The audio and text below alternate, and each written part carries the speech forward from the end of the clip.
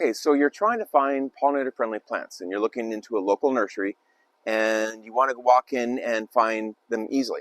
So what do we ask our sales associate there so that he can quickly find the right plants? So we're here now in Flower World out in Washington State. We found Kellan, and initially Kellan said, you can go to an info desk, and sometimes there's a lot of literature. Okay. He also said there's little signs that you might find that say pollinator-friendly plants.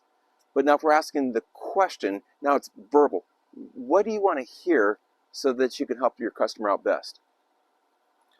We would like to know what idea or what projects or what creative imagination you have in mind.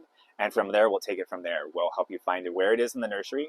We'll give you an idea what season those pollinators bloom. And then from there, how that will work in your yard specifically. Well, that's awesome. Thanks, Kellan. Appreciate it. Great.